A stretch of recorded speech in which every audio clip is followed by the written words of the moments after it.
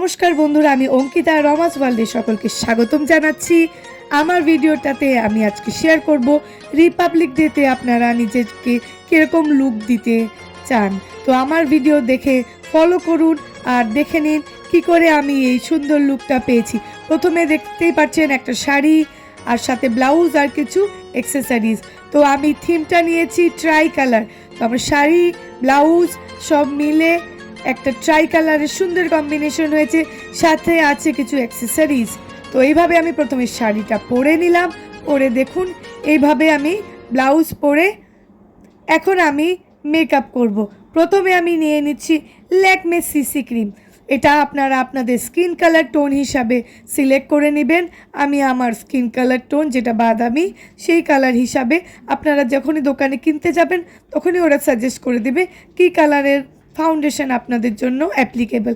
আমি খুব হালকা মেকআপ করতে পছন্দ করি, আর এমনিও মর্নিং টাইমের জন্য এই মেকআপ, এই জন্য আমি সিম্পল করলাম। তারপরে নিয়ে নিলাম কম্প্যাক্ট, সেটা হলো ল্যাকমের কম্প্যাক্ট। আর সুন্দর করে পুরো মুখের মধ্যে আমি এটাকে দিয়ে দিলাম। যেহেতু আমার স্কিনটা একটু অয়েলি, এজন্য আমার একটু কম্প্যাক্টটা বেশি লাগে। ভালো করে পুরো মুখে এটাকে ছড়িয়ে দিলাম। তারপর নিয়ে নিচ্ছি আমি হালকা গোল্ডেন কালারের আইশ্যাডো। এভাবে আমি পুরো চোখের মধ্যে গোল্ডেন কালারের আইশ্যাডোটা দিয়ে দিব। একটি চোখে দিলাম এবং নেক্সট আমি দ্বিতীয় চোখেও সমানভাবে অ্যাপ্লাই করলাম। অতিরিক্ত কিছু করলাম না।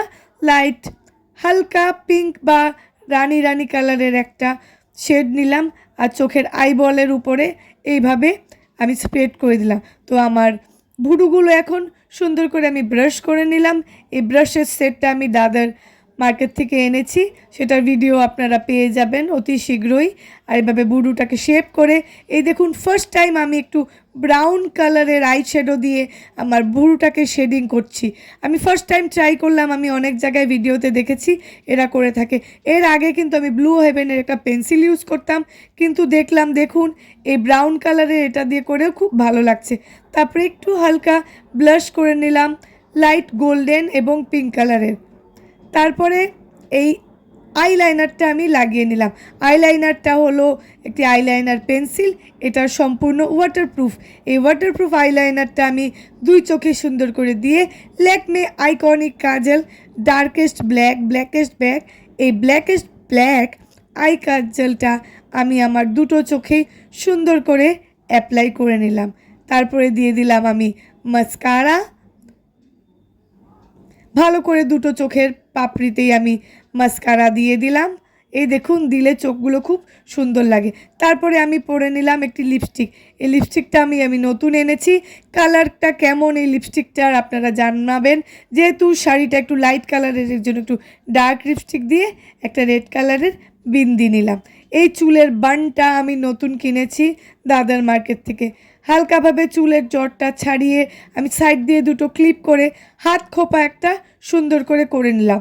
তারপরে এই বানটা আমি লাগিয়ে নিলাম। এইভাবে লাগিয়ে আপনাদেরকে দেখাচ্ছি। এই দেখুন এটার মধ্যে খুব সুন্দর ক্লাচারের সিস্টেম আছে। জাস্ট হাত খোপাটার উপরে আপনারা এটা ঢুকিয়ে দিলেই হয়ে যাবে।